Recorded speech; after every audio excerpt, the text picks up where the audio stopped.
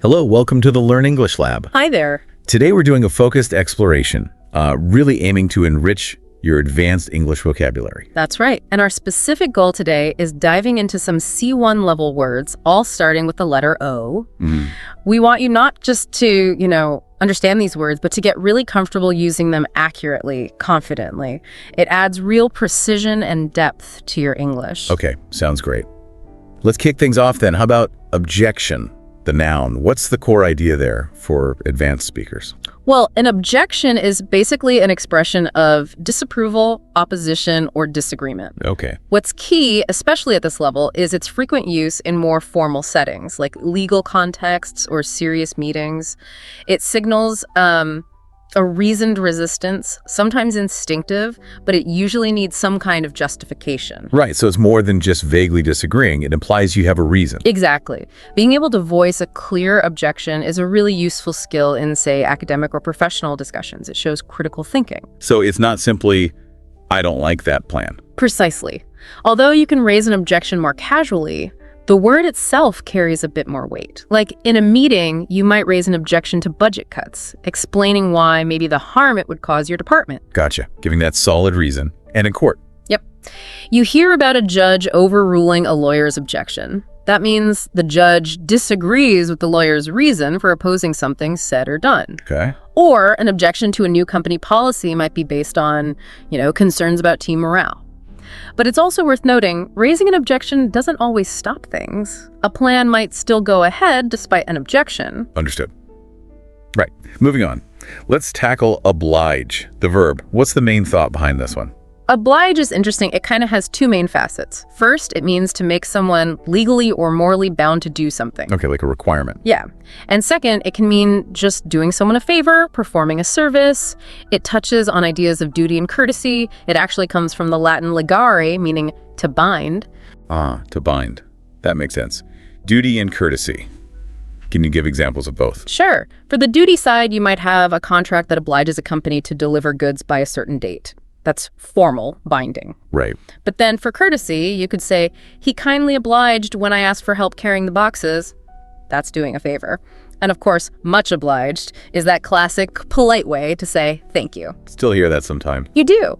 And sometimes it implies feeling compelled, even without a strict legal rule, like feeling obliged to attend a colleague's leaving party, even if you're busy. Social obligation. Exactly. And then back to the formal side, a court ruling might oblige someone to pay compensation. That's the binding aspect again. Interesting, that dual nature. Okay, next up, obsess, a verb. This sounds, pretty intense. It definitely is. To obsess means to preoccupy the mind excessively with something or someone.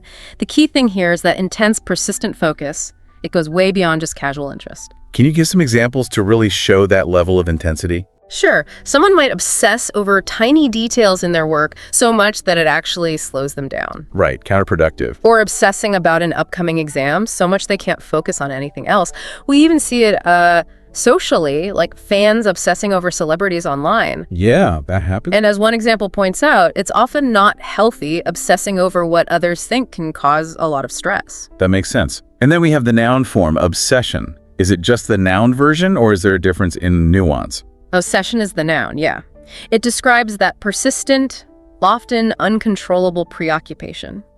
Generally, the noun form often carries a slightly more negative feel. It suggests an unhealthy fixation that might interfere with daily life. So the verb is the act, the noun is the state or the thing itself. Pretty much. Though you did ask about nuance. In casual chat, you could talk about having an obsession with a hobby, like collecting stamps or something, in a more positive, passionate way. Ah, okay. So it's not always bad.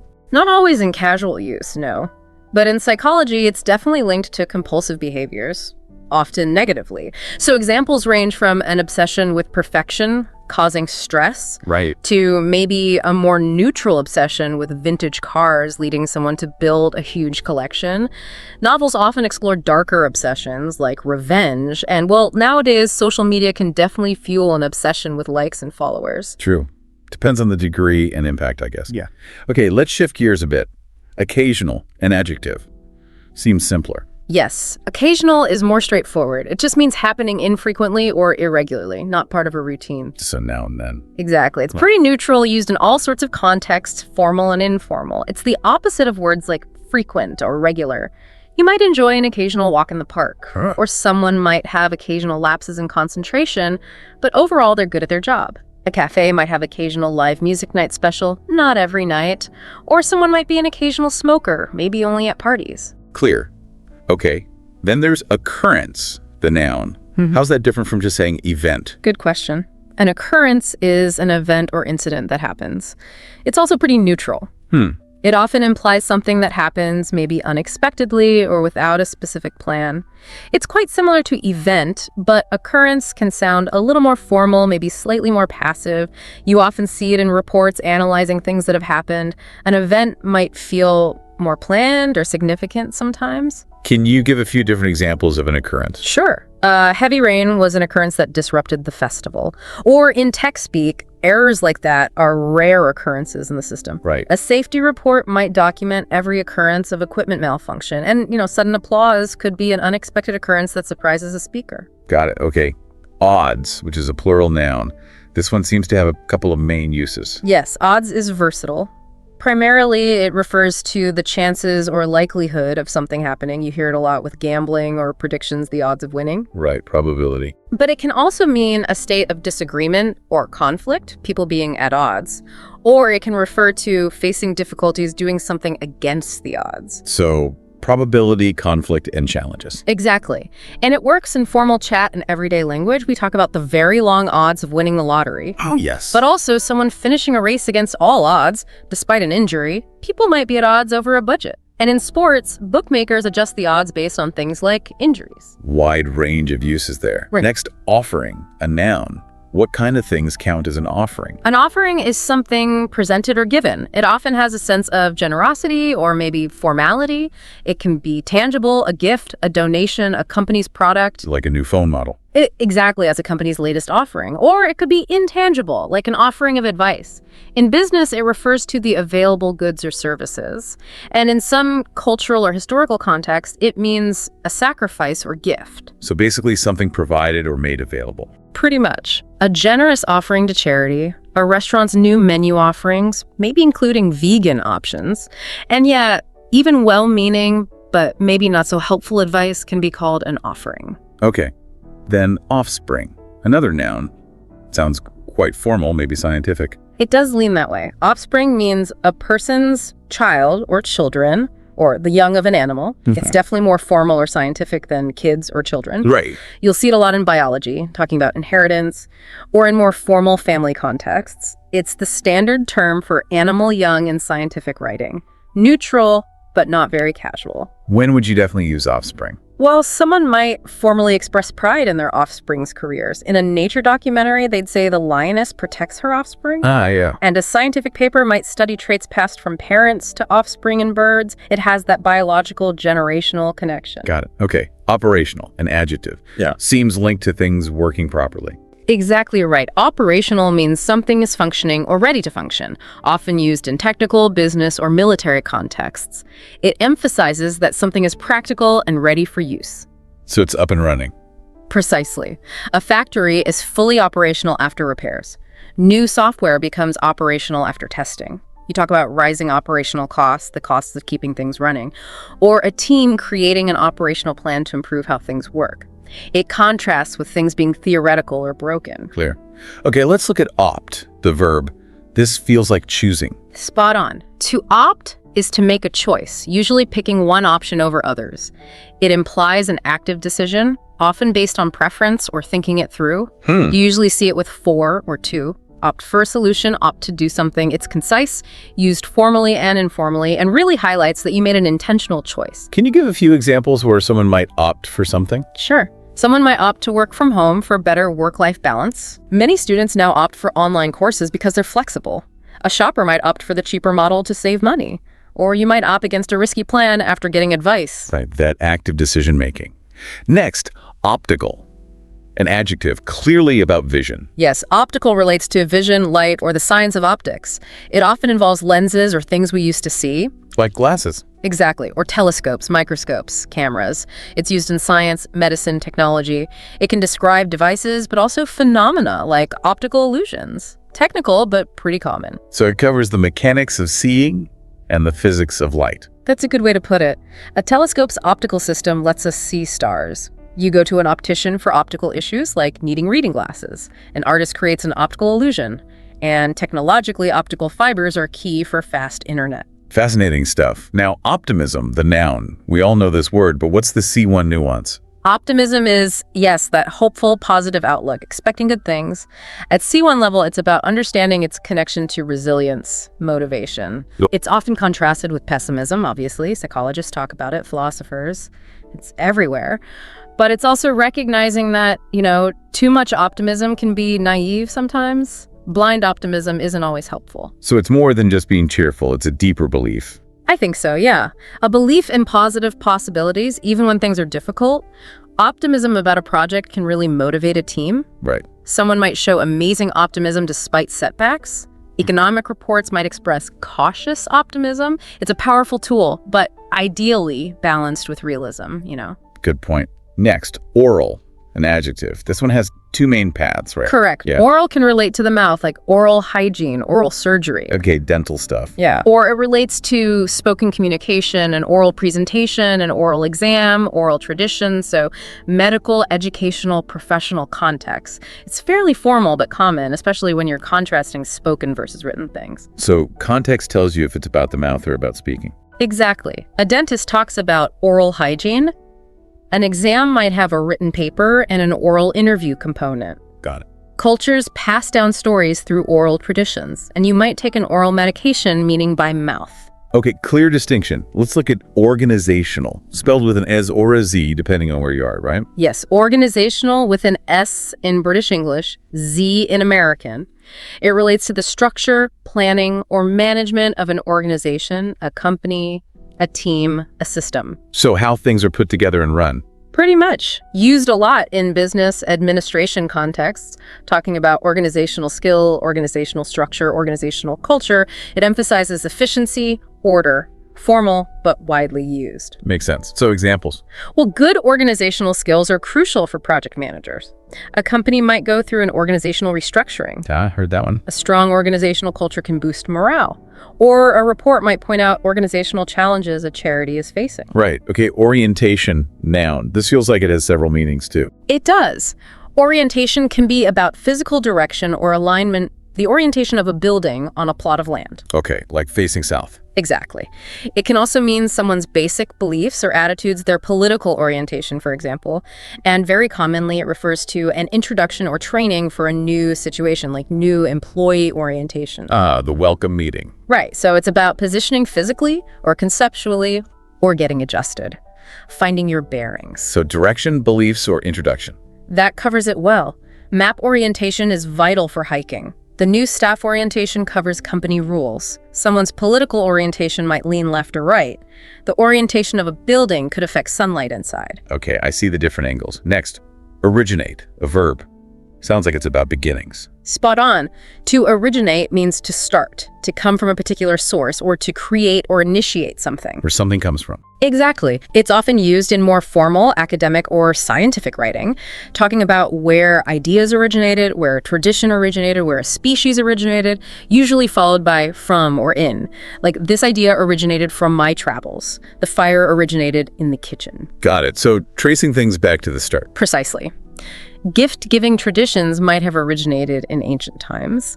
Innovative designs can originate from unexpected places, and many famous wines originate in specific regions, like Bordeaux. Understood. Now, outbreak, a noun, usually carries a sense of suddenness, right? Urgency. Yes, definitely. An outbreak is a sudden start or increase of something, especially something unwelcome, like disease, a flu outbreak, a COVID outbreak. Right, we know that one well. But it can also apply to a sudden surge in, say, violence or even a strong emotion or activity.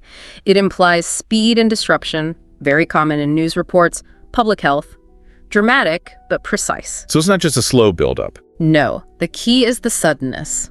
A flu outbreak closes schools. An outbreak of fighting requires police. You could even have a sudden outbreak of applause showing surprise appreciation. And scientists study outbreaks to find the cause. Right, that suddenness is key. Okay, outing, noun. Also seems to have a couple of distinct meanings. It does. The most common meaning is just a short trip for fun, a pleasure excursion, a family outing to the park, a school outing. Nice and simple. But it also has a very different, often sensitive meaning. The act of revealing something hidden about someone, often against their will. Like outing a politician involved in a scandal or outing someone's sexual orientation. So context is absolutely crucial here. One meaning is pleasant, the other can be quite serious or damaging. So a fun trip or a controversial revelation? Basically, yes. A company team outing is for bonding. The outing of a secret affair makes headlines. You might cherish memories of a countryside outing. Always check the context. Will do. Next, outlet. Another noun, seems versatile. It is. An outlet can be a way to express or release something. Emotions, creativity, energy. Like painting is a creative outlet for stress. Okay, a channel for expression. Right. Or it can be a place where goods are sold, a retail outlet, a factory outlet store. Commercial meaning. Yes. And technically, it can be a point where something emerges or can be accessed, like an electrical outlet in the wall. So it suggests a channel, a release point, or a point of access. Release, sales, or access point. Got it. Exactly. You might need an outlet for frustration after a bad day. A shop opens a new outlet. Your phone charger needs an electrical outlet. A hobby can be a great outlet. Covers it well. Now, outlook. Noun. This seems like perspective or future view. That's right. Outlook can be your general attitude or viewpoint, having a positive outlook on life. Your perspective. Yes. Or it can be a forecast or expectation about the future, the economic outlook, the weather outlook, used personally, professionally, analytically. It's neutral itself, but the outlook described can be good or bad. So how you see things now or how you expect things to be. Exactly. A positive outlook helps face challenges. The weather outlook predicts sunshine. The economic outlook might be uncertain. Someone might have a conservative outlook on change. Okay, I get that. Let's move to outrage. Noun.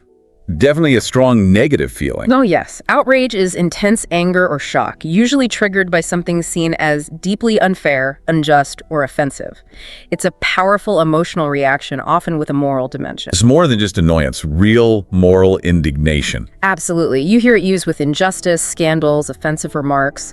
It can also be a verb to outrage someone. It's a very strong word, common in news and heated debates. Examples. A court decision might spark public outrage. A controversial speech could cause outrage. A scandal leads to widespread outrage online. The destruction of a historical artifact causes global outrage. Potent word indeed. Next, outsider.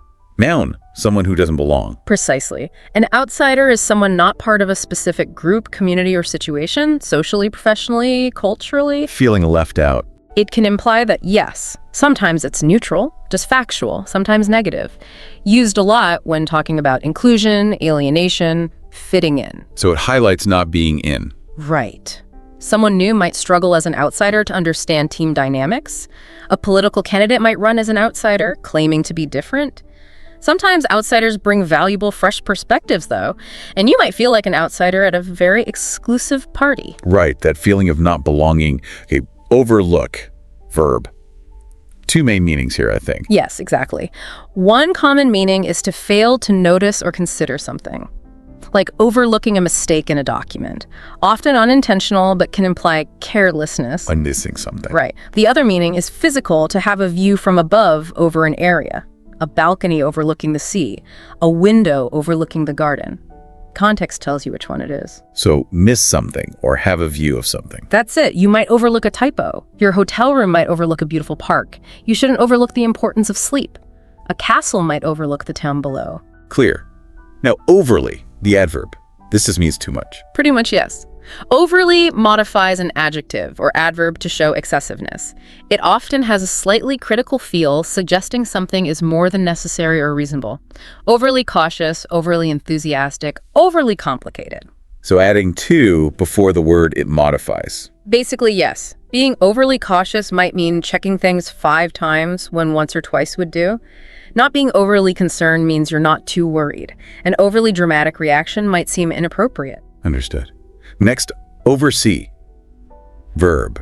Sounds like supervising. That's exactly it. To oversee is to supervise or manage a process, project, or team. It implies responsibility for making sure things are done correctly. Like a manager's role. Often, yes. Leadership, administration, overseeing construction, overseeing a department, overseeing the implementation of a plan.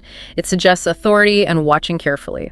A bit more formal than just manage. So keeping an eye on things, making sure they run right. Exactly. A manager oversees her team. A committee oversees the project's progress. A principal oversees the entire school. Got it. How about overturn? Verb. Again, feels like two meanings, one literal, one figurative. Correct. Again, overturn can mean to reverse a formal decision, like a court overturning a previous verdict, or activists trying to overturn a law. Reversing a decision. Yes. And physically, it means to turn something upside down or knock it over. The wind might overturn a small boat. A car could overturn in an accident, used in legal, political contexts, and for physical actions, often implies a big change or disruption. So reverse a ruling or flip something over. That's the gist. New evidence could overturn a finding. Protesters hope to overturn the policy. Context usually makes it clear. Right. Okay, nearly there. Overwhelm, the verb. This suggests being buried under something. Yes, that's a good image. To overwhelm means to overpower someone, often with strong emotion, a huge amount of work, or sheer force, to inundate them. Feeling like he can't cope. Exactly. It often expresses that feeling of being defeated or swamped by intensity. Emotional, physical workload. It's a strong, resonant word. Good news might overwhelm you with joy. You might feel overwhelmed by the number of emails you have. Been there. An army might overwhelm a defensive position. And advice often includes not letting stress overwhelm you. Right, that feeling of being completely swamped. And finally, overwhelming, the adjective form. Yes, overwhelming describes something that is intensely powerful, large, or difficult to manage. It has that strong effect. So just the adjective version of that swamped feeling. Precisely. It describes the thing causing the feeling, or the feeling itself. The support from friends could be overwhelming, in a good way. Okay. The complexity of a task could be overwhelming and frustrating. You might face overwhelming odds. Or the beauty of a view could be overwhelming, inspiring awe. It works for both positive and negative intensity. Well, that was quite a tour through the O's. We've certainly done a deep dive into this batch of C1 vocabulary. We have indeed. And hopefully you, our listeners, now have a richer understanding of these words and how they can add that extra layer of sophistication to your English. Yeah, think about where you could naturally slot these words into your own conversations, or maybe your writing. And keep an eye out for other O words you encounter. How do they fit? This is really just, scratching the surface. There's always more to learn. Absolutely. Well, if you found this deep dive helpful for boosting your vocabulary, please do give us a like, share it with others, and subscribe to the Learn English Lab YouTube channel for more language learning content. Thanks for tuning in.